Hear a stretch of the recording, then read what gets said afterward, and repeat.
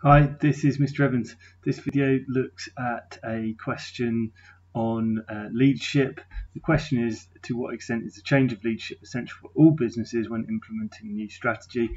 Because I'm recording this in 2018 between the paper 2 and paper 3 exams, I've considered this might be the all businesses question at the end of paper 3, but to be honest it would apply to all businesses.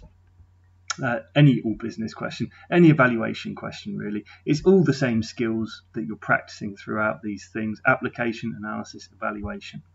Now, this is a quote that I have taken from the examiner's report on 2017, specifically on that final question in paper 3, where paper 3 has had a number of questions in it focused on the case study business. You get the big case study in paper 3. I think there's 6 questions in total, and the final question is a bit different from all of the others because you need to talk about the context of all businesses rather than the case study business. Now, that's not to say that you don't use the case study business, as the examiner's report makes clear here.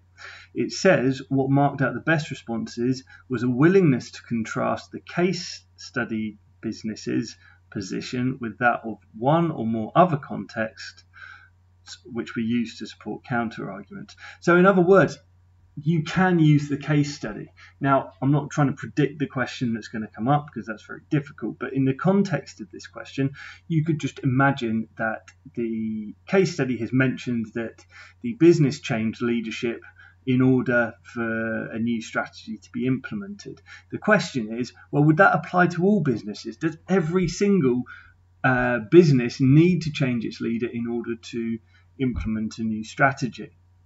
And you would need to think about you could use application for why it was important for this business in the case study to change its leader, and then contrast that with why that might not apply to every business. And you need to mention specific contexts. So when other contexts were used to support counter-arguments, it allowed effective judgments to be made and justified. Good judgment weighed up the relative importance, in this case, of changing leaders in strategic implementation compared to other influences on implementing a new strategy by highlighting how this might vary according to the circumstances of the business, of a business. So here are some ideas just for things that you could talk about, like contrasting contexts. Maybe you could contrast, if it's a big business in the case study, which they tend to be, maybe you could contrast that with a small business. If the business is rapidly growing in the case study, could you contrast that with a declining business, a business that's falling in size?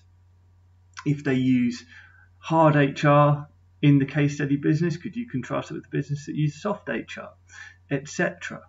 You can have a look at those for some ideas. Sunrise industries are things like green technologies, businesses that are just starting up, industries that are just starting up. Sunset industries are things like VHS recorders, coal, industries that are coming to the end of their lifetime. But they're just some ideas that might help you think about this all businesses question. As usual, I've planned the answer to my question before I started, and then I did time myself 20 minutes here. It's not quite what you'll be facing against because of course I'm typing on the computer and I can type a bit faster, but hopefully this will give you some ideas. I always say it, but you get the most out of these videos probably if you think about how you'd answer the question before we have a quick look at my answer. So, to what extent is a change in leadership essential for all businesses when implementing a new strategy? I'm imagining it's coming from this 3.10.3 section, Managing Strategic Implementation, where it talks about the value of leadership in strategic implementation. And there are other things as well that make strategic implementation important, which you could bring in. So, because the leaders of an organisation tend to set the vision of a business and are responsible for implementing the strategy to achieve that vision, leaders become associated with a certain strategy. If a dramatic change in strategy is needed, a new leader is often best positioned to implement the new strategy. For example, Satya Nadella at Microsoft was responsible for a huge change in strategic direction at Microsoft when they moved into cloud and web-based services as opposed to focusing on software programs under Bill Gates. It was easier for Satya Nadella to implement the new strategy as he created a new vision for the company, a sense of change, and was able to mobilize employees behind this change of direction. The change of leader is perhaps largely symbolic, but when the leader changes, staff are often more prepared for the strategy of the organisation to change as well. So hopefully you can see that I've tried to develop a chain of argument. I've got some application in here as to why changing leadership is important for a change of strategy, and it's essentially because the leader becomes associated with a strategy, and often to implement a new strategy, a new leader is needed. Maybe that's just symbolic, but it's often the case. So a second point. Secondly, because a leader is often heavily involved in designing the vision for an organisation and the strategy to achieve it, they can become attached to a strategy and biased towards it, even if it's not functioning effectively. Okay, so this is a form of cognitive bias where people become attached to what they're doing, even if it's not working very well. In this case, changing the strategy means admitting that they were incorrect, and some leaders may not be able to do this. A recent example could be Paul Pester at TSB, who failed to admit the strategy to change the IT infrastructure was going badly wrong. Now, hopefully you've been following the news in the UK, and you'll be aware, if you are, that TSB tried to change all of their customers' bank accounts over to a new IT system. They used to be owned by Lloyds, and they moved away from that Lloyds IT infrastructure into the infrastructure of their new parent company. And basically it went horribly wrong and is still going badly wrong. But the chief executive, Paul Pester, was adamant in the first few days of the crisis that nothing was going wrong and they'd sorted it out, when unfortunately that wasn't the case. He's now under pressure to leave his role so a new leader can deal with the problems created by the strategy Pester followed. So in this case, the plan was wrong. The plan to move customers in the new IT infrastructure was wrong. Paul Pester failed to see this. He made some public statements, and now he's under pressure from MPs to leave his role. So that's a good example of why someone new might need to come in to sort out strategy. Finally, leaders have personalities and are individuals who become associated with a particular style of management and, by extension, strategy. For example, Steve Jobs was associated with the strategy of innovation at Apple, and his personality conveyed this strategy. Jeff Bezos at Amazon has followed a strategy of growing sales rapidly to become the biggest company in the world.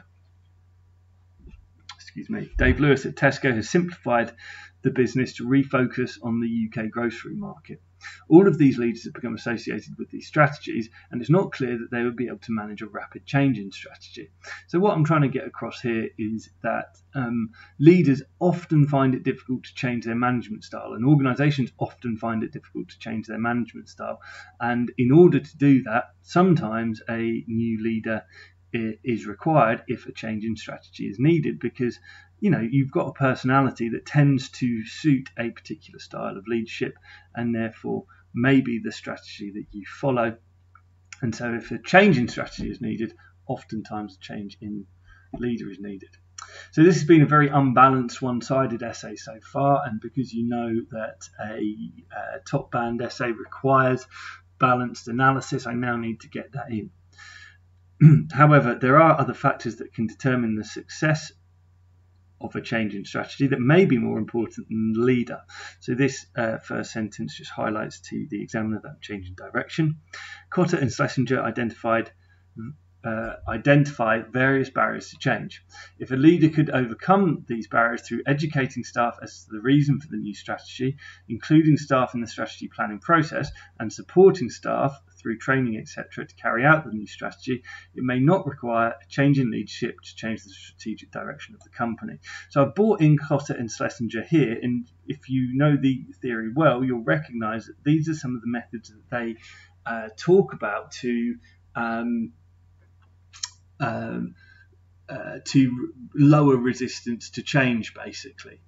So I brought them in to try and say, well, if a leader can do some of these things that would reduce resistance to change, maybe a change in leadership isn't necessary to implement a new strategic direction. For example, Simon Wolfson at Next has overseen a period of dramatic changes in the external environment in retail and has been able to adjust Next strategy well to cope. Next have shifted from being a traditional high street retailer to being a multi-channel distributor with a highly successful online presence. This shows that provided a new strategy is well communicated and has the support of employees, a new leader may not be necessary to implement a new strategy. Okay, so I was running out of time at this point and I needed to conclude my essay. So in conclusion, I believe that a change of leader is often needed to implement a new strategy. What have I done? In my very first sentence, I have answered the question. A new leader is often needed to implement a new strategy. This is a very clear answer to the question. This is because leaders set the vision for an organisation and formulate the strategy to achieve it. So I've tried to justify my conclusion with a reason that I've already explained in my analysis. This isn't new, I'm just picking out the most important reasons why.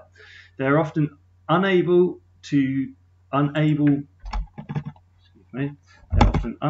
or unwilling to change their strategies despite pressure to do so. However, so this is my balance in my conclusion. Remember, the great descriptor for a top-level answer says you need to be balanced.